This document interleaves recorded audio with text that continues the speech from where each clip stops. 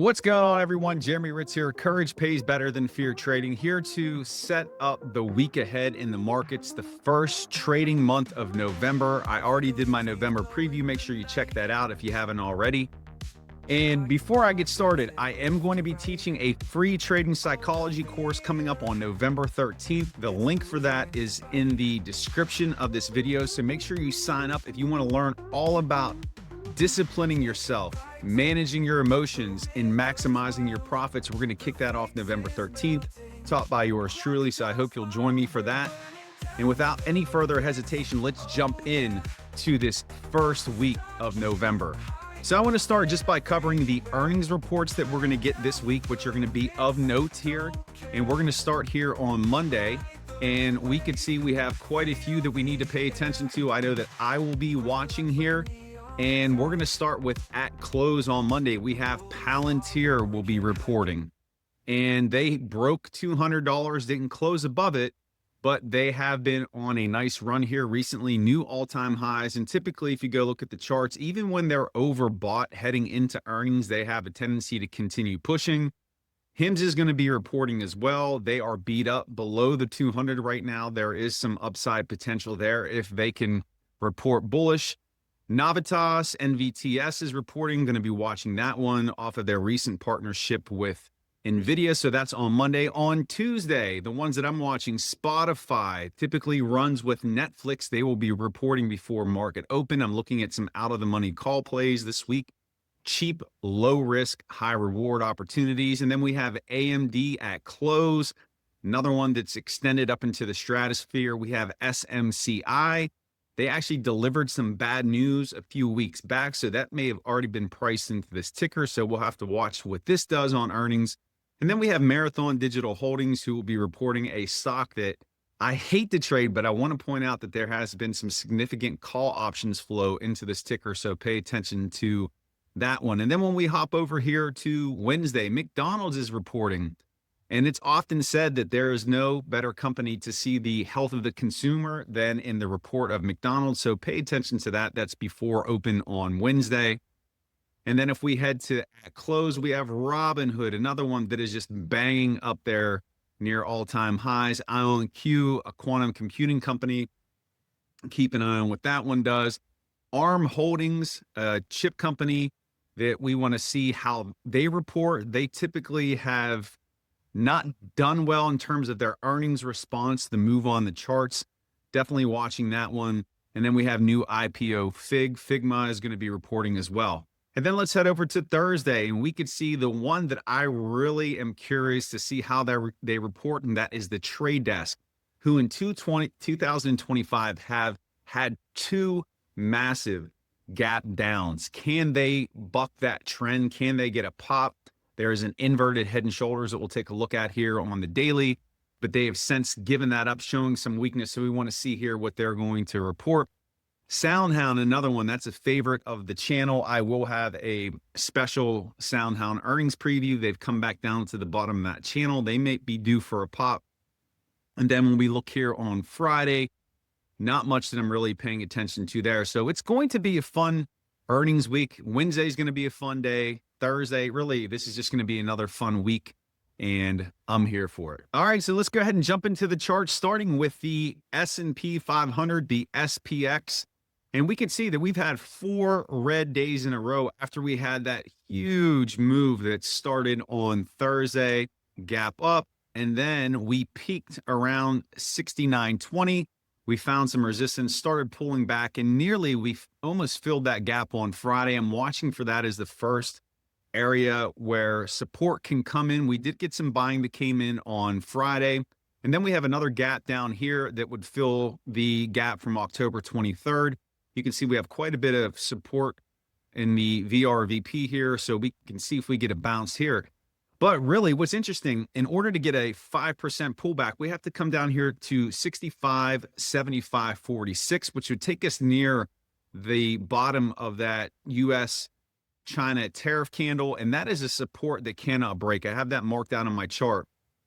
And what we want to watch is if we do get something like this, a 5% pullback, we should see bulls step in here. And if we were to somehow retest and come below that, then we need to be on guard for some more significant weakness. Notice that we do have that 100-day simple moving average here. If it would drop below that candle, that would be the next area you'd want to see the bull step in to really bounce this thing. But the thing to keep in mind, November typically, historically, from a seasonality perspective, is very strong. However, we've flown in the face of seasonality all year. August, September, and October, historically weak, we've made new all-time highs across the board. So you'd have to think we're going to get some weakness that comes in. We could see that the bearish volume has ticked up, and we have some divergence here as the price is going higher. The bears are starting to come in, and potentially we could see a little bit more of a pullback. So just, you have to trade this market with a head on the swivel. I'm not saying short it because you'll get your face ripped off by these bulls, but just keep in mind that this thing could flip at any time. And the fact that we have not had a 5% pullback since April should be some reason for pause. You have to protect yourself, protect your capital, and just keep that in mind, especially with that divergence occurring. If we come over here to the Qs, coming over to the Qs, we can see a similar type of deal here. Pushed up those two big gap ups in a row off of the US China news. And we got a little bit of selling that came in. We do have a gap to fill down here at 618.12 and another one at 611.31. And again, watching the bottom of that US China tariff candle as an area where the bulls would have to step in, similar to the SPX. So let's watch and see what happens here. And as we start looking at the Mag 9 and big tech, you're going to see that there are some topping patterns coming in that we just have to be mindful of. And what I would not be surprised to see is if we do get some rotation out of big tech into IWM and the small caps, which typically happens this time around the year, and potentially we just get a movement into other stocks that are beat up, because really it's been the Mag 9 that has been carrying this market. We do need to see some rotation into other things. Taking a look at the Dow Jones Industrial, pushed up new all-time highs. We do have a little bit of a bull flag coming in right now. Let's see if we want to push up higher from here. We're above all the moving averages. Same concept. We want to watch the low of that US tariff candle. If we do drop, that's where the bounce has to come in. And then we take a look at IWM, small caps. We are trading inside a channel. We came down and tested that channel here on Friday. It lines up nearly perfectly with that 50-day simple moving average, a large volume node here on the VRVP. And notice that we are not overbought. So there is some room here for IWM to get going. We have a lot of small cap companies that are going to be reporting in the next few weeks. So keep an eye on the Russell to absorb the money as it moves out of big tech into these smaller companies. And let's see if it can get a push. Taking a look at the 10-year note, taking a look at the 10-year Treasury, you can see here that we've had these drops, retest, drop, and now let's see if we're retesting into this 50 and we're setting up for another move lower.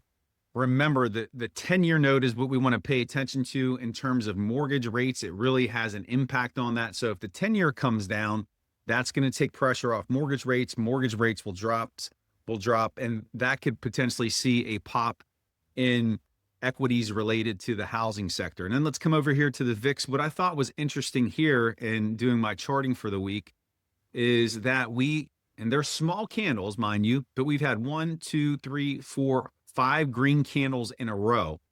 And it looks like the volatility wants to push after that spike that we had back off of that China tariff news. And just going back at the charts and looking, where was the last time we had 5 green VIX candles in a row? Now, these are a lot larger, but you'd have to go back to the start of the 2022 bear market. You can see 1, 2, 3, 4, 5. Not saying that we're going to trigger a bear market anytime soon, but it's something to keep an eye on, especially because we are so extended. We are up at all-time highs. And because of some of these topping patterns I'm going to show you here on big tech, we just have to keep our head on a swivel. This is a head on a swivel market. I've been saying that exact term for really the past 2 months. We just have to keep that in mind as things move forward. So let's just jump in here to the Mag 7. All right, let's get into some of the big boys here, taking a look at Amazon. Again, this one was a laggard. It came down here to the 200, but what we've seen consistently from this market, that when one company is struggling and is down low, they will rotate out of other stocks and push these laggards up. And we saw that happen here with Amazon, and this thing just smashed higher. If you actually go over here to a 4-hour chart, you can see that it got up to 255.56 and post market there on Thursday, but we did get a lot of profit taking. That's a massive gap. But if you zoom out here, we do have a bit of a double top coming in. Now, this high that it made back in February was quite some time ago. We have a new high here. Pay attention to when this thing starts to get oversold, which it is, or excuse me, overbought, which it's in that area now. Bezos likes to sell shares during that time. So let's see if we get a bit of a pullback here on Amazon and how soon we can fill that gap. Apple gapped up here on earnings, but it could not hold on to the gains that it made. You can see here, again, if we go to that 4-hour, it went up to 285.06, gave all those gains back. Interestingly enough, this thing actually dropped when the report first came out, but got bought back up. And if you look at how we closed here on Friday, we closed at 270.37. So that 285, it couldn't hold on to. Let's see if it can come back down and test this trend line and then pop from there. Volume picked up here, bearish volume. So see if this thing wants to cool off a little bit before it starts running again. Just continuing to go through the Mag 9. Again, I add AVGO and Netflix into that, so I don't just call it the Mag 7. But again, you have a bit of a double top here. Now, I don't like lower high, higher high double tops, because to me that shows that there's strength from the bulls, but we still have to be mindful of it and aware. We can see that we were tested nearly back down into that 10-day exponential moving average. So let's see if we get a bounce, or if this thing wants to come down.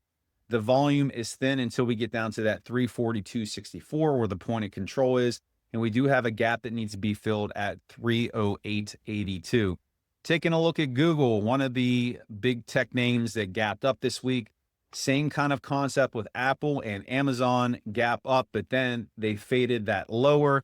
It's almost back to filling the gap from where it popped on earnings, and that's at 275.97. Let's see if we get a little bit of a bounce here before it pushes back up, or if it wants to come lower, because Google has just been on a tear. Remember, this one was a laggard for a long time too, sticking with that theme that the laggards eventually get involved and participate.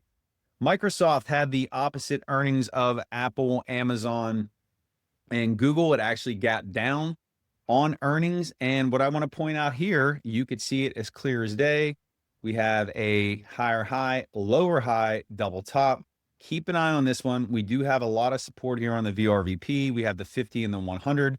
So if it were to break those, that would be something significant to pay attention to, because you could see how thin the volume is here. You would think if it would come down below that, we would want to watch that 200 as a bouncing spot. And then when we look at Meta, man, this thing just got smashed on earnings, big gap down. And we have another gap down here to fill at 607.01. So let's watch that. We are below the 200. Nothing good happens below the 200. And even after this thing got bought up, after it's gapped down, it sold right back down and created a new recent low. Big uptick in volume, as we could see down here on our volume bars. And we can also see too that we are oversold at this point in time. So let's let Meta settle out before we take a position. I did nibble with some shares and bought an out of the money call option. And I'm still going to stick with my call for this being a $1,000 stock by the end of the year. I have been wrong before, but I do think it has what it takes to get here. Continuing through here, Tesla, we're just kind of hanging out up here in rarefied air. The gap down that it had on earnings, it's recovered since then. But again, pay attention to these topping patterns. Higher high, lower high. You have a double top. We're seeing this consistently across the board on all of big tech. Now, whether that just means a rotation into smaller cap stocks, mid caps, we don't know, but we have to be mindful of it. And then we have Netflix. Netflix announced a stock split, which will take place here on November 17th. We saw that got a pop, pushed above the 200, got above the 10, was rejected. Could this come back down, or is it going to fly through this volume gap up here to 1153? Keep an eye on it. Spotify is reporting this week. They tend to move in tandem. Any good news that comes from Spotify will have an influence on Netflix. So just keep an eye on this. And it's going to be nice to see Netflix cheaper. So it's, more accessible to everyday investors and traders. So that's going to be a fun day when that does split. And then we take a look here at NVIDIA. We can see here, spike made a new all-time high, 212.57, has dropped down a little bit, but it's holding strong. We have a gap to fill down here to 187.31. So let's see if it wants to come down and fill that gap and what it does when it gets there.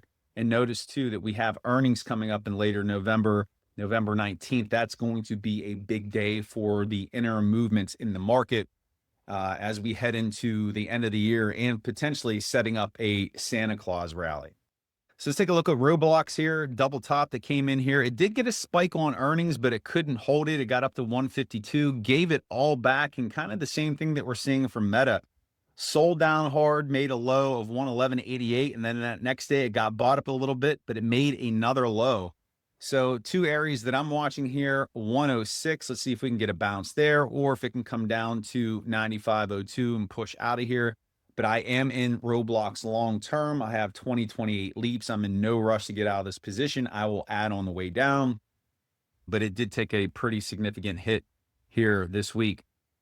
The trade desk, I pointed this out on the earnings sheet before we started here. This thing has had two massive gap downs in 2025. You could just see here what happened with this massive gap down, and then it dropped this thing significantly down in the mid 40s, pushed back up, rejected off the 200, and then we had another massive gap down.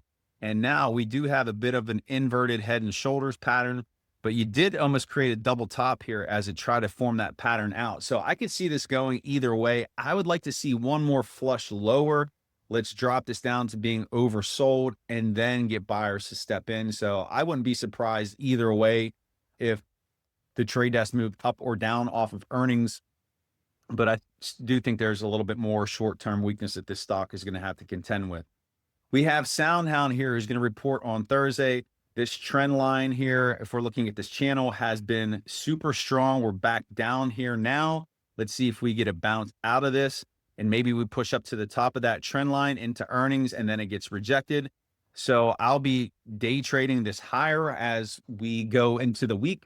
And then if at the top of that trend line, if we don't break above that and close strongly, I'll potentially look for some shorts. This was actually the stock that I day traded the most in October, so I will continue to watch that. It's on my list this week for stocks that I'm going to be trading. And a few more let's take a look at here. Oracle, really, it almost has filled this gap from earnings where it had that massive move. This is a bit of a bull flag here. Let's see if it can fill that gap and move higher out of there.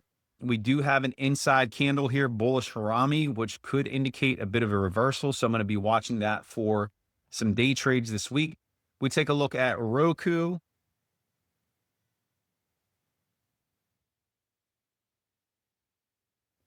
Taking a look at Roku here, this resistance area I've been watching for quite some time. I was waiting for it to break 108. It did. It actually got up to 116, but you could see that it got rejected and we're back down into this resistance box here. And I said that it needs a strong close above that 108 in order for it to run up into the 140s. But notice we have this trend line down here. Let's see if it can come back down and retest that and push higher, because Roku from my chart study has had this pattern of pushing higher, coming back down, creating a new trend line where it will consolidate and then it'll push out of it, create a higher supportive trend line and do the same thing. So let's watch and see if that's the pattern here. But once it gets that strong close above 108, I'm going to be in this one because there is upside potential here as well. And let's take a look at a few more. MU, I'm going to be watching for a short here because we do have some divergence that is occurring. We could see that the volume is decreasing, the price is going higher. We're seeing the RSI drop. So I will be watching MU short this week. I'll pick my spots. I know this could flip very quickly on me, so I will be quick with it. And then taking a look at HIMS. This is a very intriguing stock. It's really been range bound. since May. It hasn't broken out. It hasn't taken out its all-time high from February of this year. We're back down near that 200 where it's bounced before. We are below it, and we have earnings on Monday. We're nearly oversold. Let's see what can happen with this thing. It might not be a bad idea to take an out of the money call option opportunity here because it's high reward, low risk, depending on how far out of the money you go. So I'll be watching that. But once the earnings report is over, it should set up for some nice day trades. So I will be watching that. And then one more that I want to take a look at. Let's go take a look at Bitcoin to wrap up this video.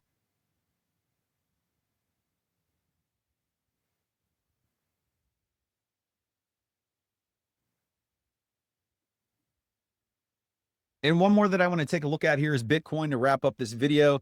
It just cannot maintain any momentum. If you look here, we are just consolidating on this 200. You did have a double bottom here. It looked like we were going to break out, got rejected.